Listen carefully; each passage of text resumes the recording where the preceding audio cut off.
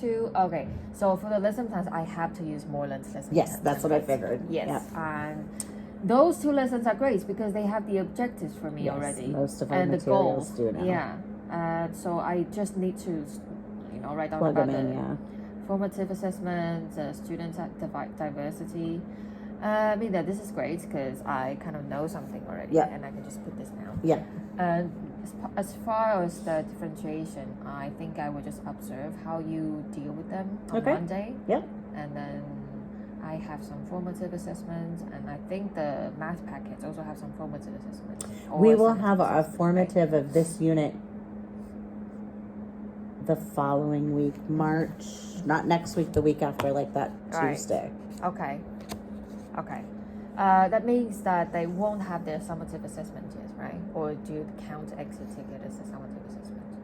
Summative is like their daily work or their daily packets. Right. Or sometimes I'll do an application problem. Mm-hmm. Like we just did this extra assignment, I just made it up outside of the packet just to see if they can apply it on their own. So like we're doing area, and I told them to draw 4 rectangles with different areas and label it and have the equation with it and whatever, because they've been following the formula in the book, but this is on their own as a different assignment.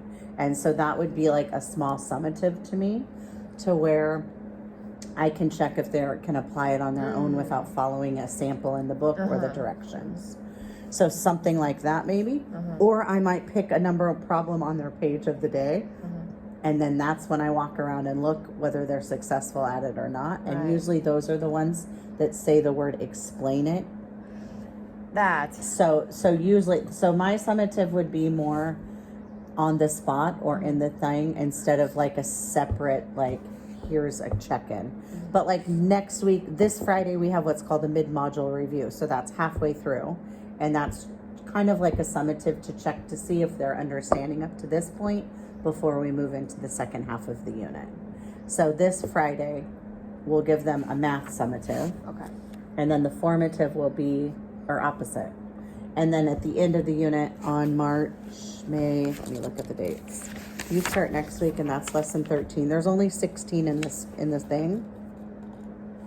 And so March 20, this week, will be the math test. Okay.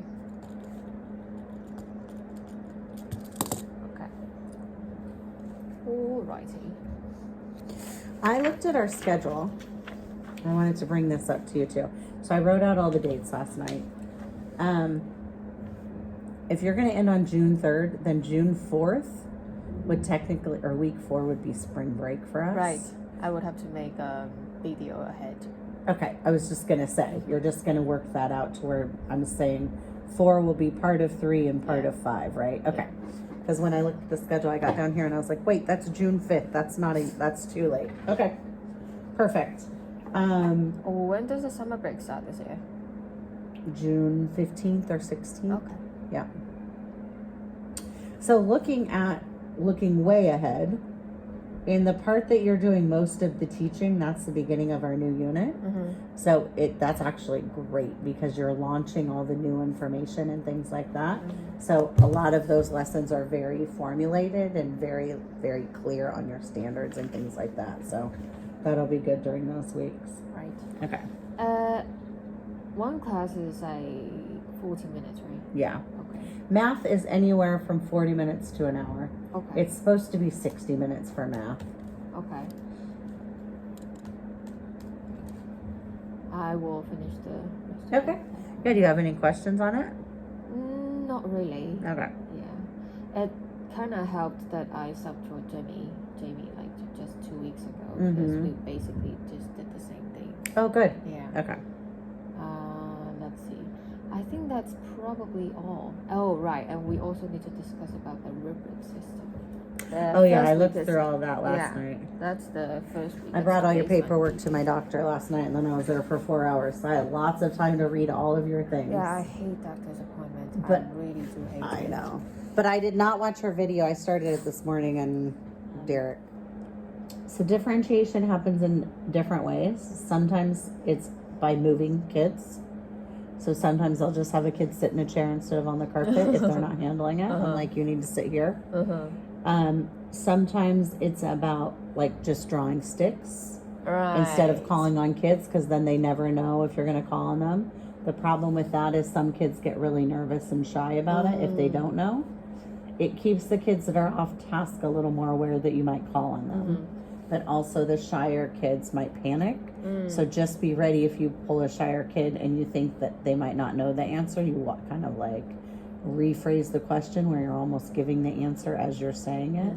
Or you're repeating 2 answers before that, so then they know for sure, you know what I mean? Like, so it's even with like, even when you draw sticks, you have to know like kind of their levels and abilities as depending on what you're doing. But that's a good one. Or sometimes I just ask another kid to explain it, because oftentimes they can do it in kid words, right? And always with differentiation, before you give a task, ask somebody to repeat the steps. Like, what are you going to do first? What are you going to do second? What are you going to do third? So even if they have tuned you out for the last 15 minutes, at least they know 1, They get 2, a summary. 3. Yes. So that's kind of like differentiation, especially because we have like ESL kids, right? So sometimes I will speak too fast, and you can tell that they're listening, but a lot of it's like, so that's when you write on the chart. They're like hearing, but not listening. I use a ton of chart paper for that reason.